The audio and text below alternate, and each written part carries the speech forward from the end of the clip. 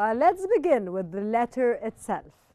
How unprecedented is it for a sitting U.S. president to intervene so brazenly in another country's legal affair, of course, in this way that you are witnessing today?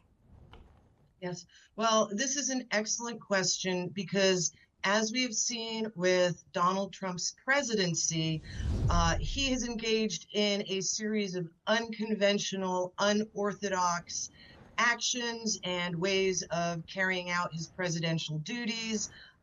For example, announcing tariff and trade deals by way of just sending letters to the countries rather than our established negotiation and diplomatic paths. So what we are seeing is an incredible disruption, and the rest of the world is adapting by creating institutions to work around the United States and the disruption we're causing on the economic and security playing field.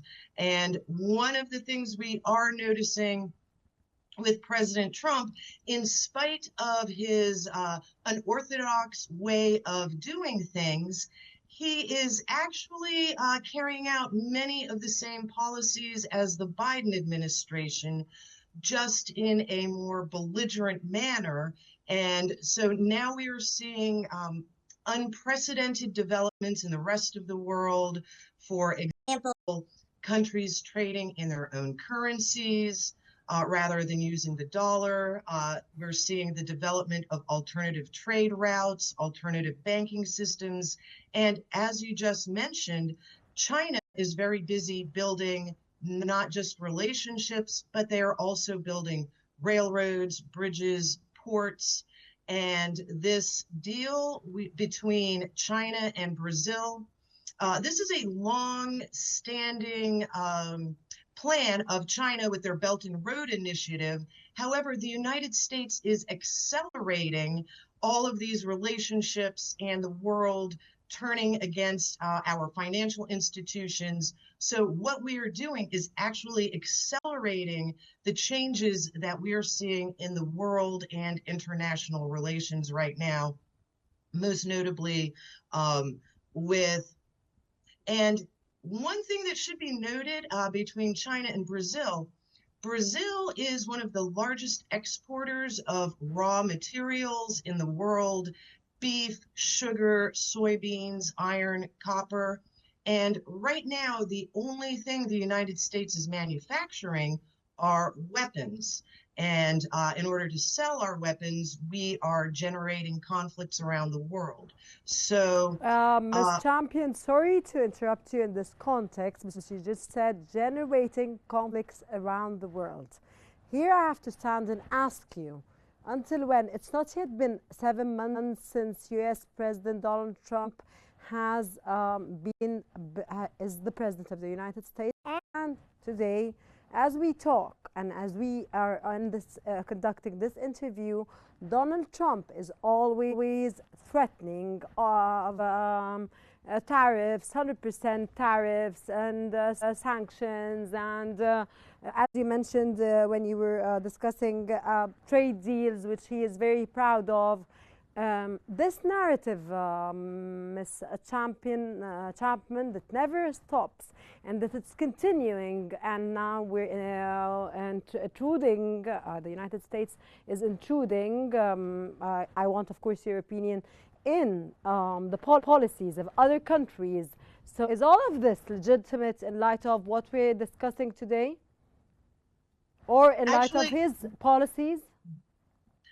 In light of Trump's policies, and also in light of the problems and issues that Americans are facing here at home, it seems like our foreign policy is now to blame others for the predicament we're in. A great example is Trump is now, as the war in Ukraine is becoming more out of control, as we have less leverage, Trump is falling back on blaming Biden, saying this is Biden's war, not my war.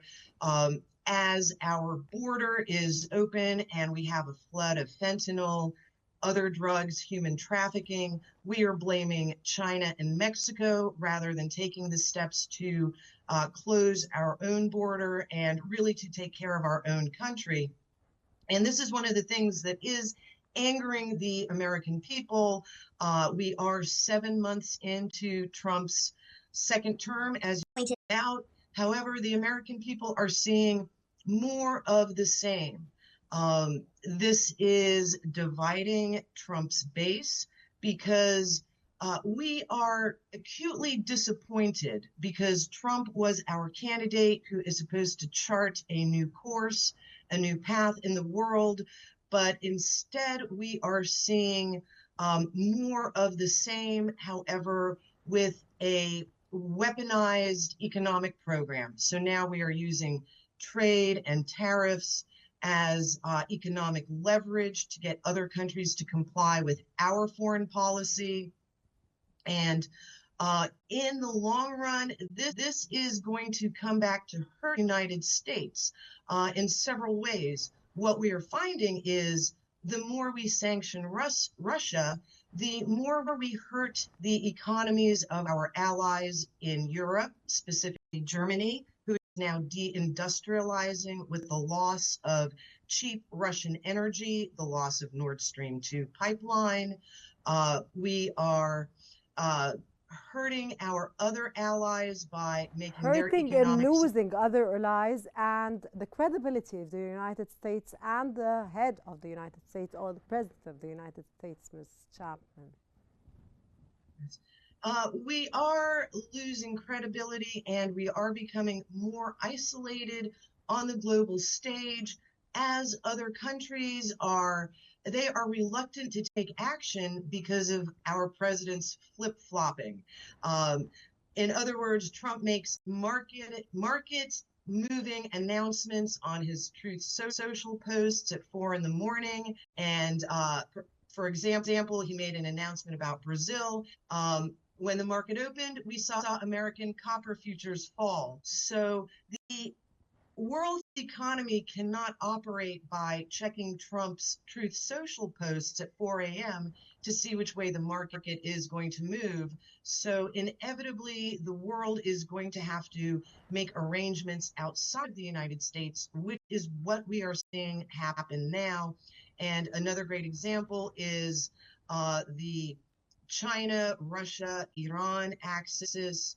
They are forced to operate for their own security guarantees, but on an economic platform, we are also seeing China more aggressively make land corridors for trade routes, for example, the north-south corridor to Iran, and now making railway plans with Brazil. So we are seeing China move ahead very aggressively with establishing economic and diplomatic ties, while our own president is he is essentially getting us into positions that we are not going to be able to easily retreat from. For example, Exactly, Ms. Chapman, and we were just watching Steve Cormer and the German Chancellor now, and there was a certain deal that was taking place between both of this. But back again to our episode, on the other side of this drama that's taking place in China, or drama in China, is China, while Trump threatens, Beijing offers railways and infrastructure. And is this a deliberate contrast, and is it working? It is working. It is not a deliberate contrast. China it's not is a deliberate contrast. Correct. And China is acting in their own trade interests, whereas America, we appear to be acting in the interests of other countries primarily. A great example, everyone is familiar with the oversized influence that the Jewish lobby, that Israel has on the United States and our foreign policy. So this has put us in a position where we are focused on Israel's needs as opposed to America's needs. And we see this having an effect on us because domestically, we are in a great deal of trouble. Trump is unable to carry out his domestic programs, not just working with immigration. We see California, Los Angeles, they are in a state of constant riot, protests against immigration enforcement. But to get back to how China is, we saw in April when Trump announced 145% tariffs on China, and China immediately cut off exports of rare earth minerals and lithium to the United States in response to our tariffs. And this brought our automotive manufacturing industry to an immediate halt. Without China's rare earth minerals, we were unable to make cars. And as a result, Trump immediately caved in, or as we are seeing the taco phenomenon, Trump always chickening out, Trump immediately dropped the tariffs on China. So for Trump now to say, we are going to impose 100% tariffs on Russia and then 100% secondary tariffs on countries who buy oil from Russia, this will be impossible for Trump to carry out. Exactly. As we Trump saw, calls Bolsonaro's prosecution a witch hunt. How much of this move is about foreign policy, and how much is it just domestic political theater aimed at his base or his MAGA base? Well, everything with Trump has an element of theater about it. He was a TV mogul for decades. And indeed, we are noticing certain aspects of the White House are displayed to the American people more as though it was a Hollywood TV or a Hollywood movie production rather than serious governmental negotiations. However, there is a great deal of theatrics, which is why countries are now waiting to see what Trump will actually do based on his reversals of position, flip-flopping with threatening tariffs on our trading partners is a very risky. Ms. Champion, because I have to wrap up this segment, unfortunately, and it's always unfortunate to wrap anything with you because you're always an addition to our programs. Brazil is clearly trying to hedge between China and the United States. Is that sustainable in today's polarized geopolitical climate? In short, please. America is on an unsustainable path with the way President Trump is carrying out diplomatic negotiations. Unsustainable and not consistent as well. Correct. And Brazil does have the upper hand. They export more to us than we do to them. They are a powerhouse of raw materials. So once again, even though they appear a smaller, less powerful player, our actions are going to be unsustainable as we try to leverage weaponization of tariffs against our trading partners. This will only hurt us and our partners. It's unsustainable, and we will have to change course. So you said this is going to hurt the United States, and the United States has to change course. These were your end words, Ms. Ginger Chapman, right?